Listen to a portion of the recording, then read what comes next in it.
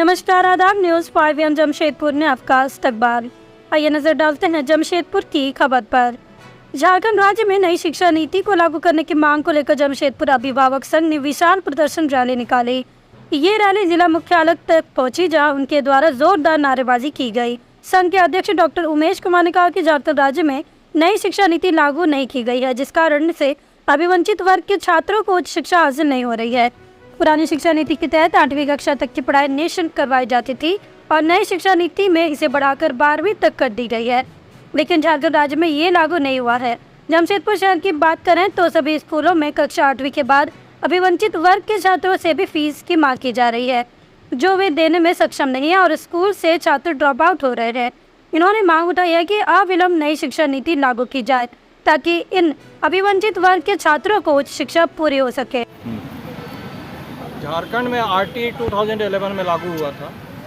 तब से लेकर अब तक अभिवंचित एवं कमज़ोर वर्ग के बच्चों का निजी स्कूल के आरक्षित सीटों पर नामांकन होता आया है, अभी भी चल रहा है। 2011 में जिन बच्चों का नामांकन हुआ था वे बच्चे अब 9 क्लास में आ गए, 8 क्लास पास हो गए, और आरटी कानून उन्हें 8 क्लास तक फ्री एजुकेशन देने की बात करता है। 9 क्लास में उन बच्चों से फीस की मांग की जा रही है स्कूलों द्वारा। ऐसे में जबकि उन परिवार की आर्थिक स्थिति ऐसी नहीं है कि वे समान वर्ग के बच्चों की तरफ फीस दे पाए, ऐसे में जबकि राष्ट्रीय नई शिक्षा नीति झारखंड में अब तक लागू नहीं हुआ, जबकि भारत सरकार ने इसे लागू कर दिया, और उस राष्ट्रीय शिक्षा नीति में इन बच्चों को, अभिवंचित एवं कमजोर वर्ग के बच्चों को 12 क्लास तक फ्री एजुकेशन देने की बात है। वर्तमान में नई राष्ट्रीय शिक्षा नीति झारखंड में नहीं लागू होने के कारण ये बच्चे मानसिक रूप से प्रताड़ित हो रहे हैं, क्योंकि एक तरफ स्कूल प्रबंधन इन्हें फीस जमा करने के लिए प्रताड़ित कर रहा है क्लास में सभी बच्चों के सामने।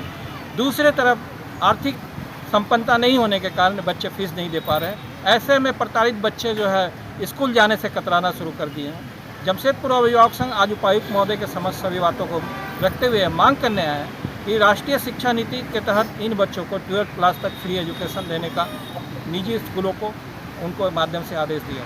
कितने बच्चे होंगे?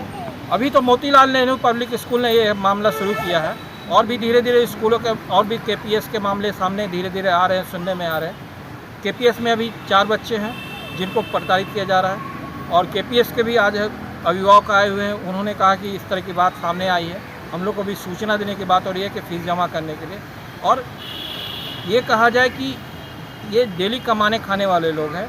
भारत सरकार ने इन्हीं की दुर्दशा को देखते हुए इनके बच्चों के अच्छे एजुकेशन के लिए आरटी कानून लागू किया था, लेकिन उस आरटी कानून को जमशेदपुर के निजी स्कूलों द्वारा मजाक बना दिया गया। एक तरफ तो किसी स्कूल में बच्चों का नामांकन नहीं हो रहा है, बच्चे प्रताड़ित हो रहे हैं, माता पिता प्रताड़ित हो रहे हैं।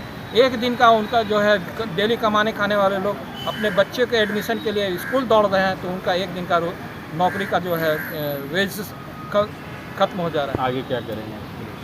ये आंदोलन चरणबद्ध चलता रहेगा लगातार, और जब तक राष्ट्रीय शिक्षा नीति लागू नहीं होगी, इन बच्चों को 12 तक फ्री पढ़ने का अधिकार जब तक नहीं मिलेगा, आंदोलन लगातार चलेगा। कितना फीस मांग रहे हैं? हर स्कूलों का अलग अलग रुपये का है। जैसे मोतीलाल का 3,500 के आसपास है, केपीएस का भी उसी के आसपास में है 9 क्लास का। तो ये मतलब स्लैब जो है निजी स्कूलों का थोड़ा सा 19-20 है, लेकिन स्लैब वही। सुनो, अंधेरा हो चुका है, रात को जला लो लाइटर, क्योंकि मच्छरों से लड़ने के लिए बनना पड़ेगा फाइटर। मगर आपको न लाइटर जलाने की जरूरत है और ना ही फाइटर बनने की, क्योंकि आपके घर और जिंदगी को रोशन करने के लिए सिर्फ एक भरोसेमंद नाम बैटरी बाजार ही काफी है, जहां आपको बाइक से लेकर ट्रैक्टर तक की हर क्षमता की बैटरी मिल जाएगी, वो भी वाजिब दाम और आसान मासिक किस्तों पर। चाहे आप किसी भी ब्रांड की बैटरी या इन्वर्टर चाहते हो, बैटरी बाजार आपकी जरूरत पूरी करेगा। साथ ही दमदार same day on spot home available service के साथ अवेलेबिलिटी ऑफ स्टाफ प्रोवाइड करते हैं, ताकि आपका एक लम्हा भी अंधेरे में ना गुजरे।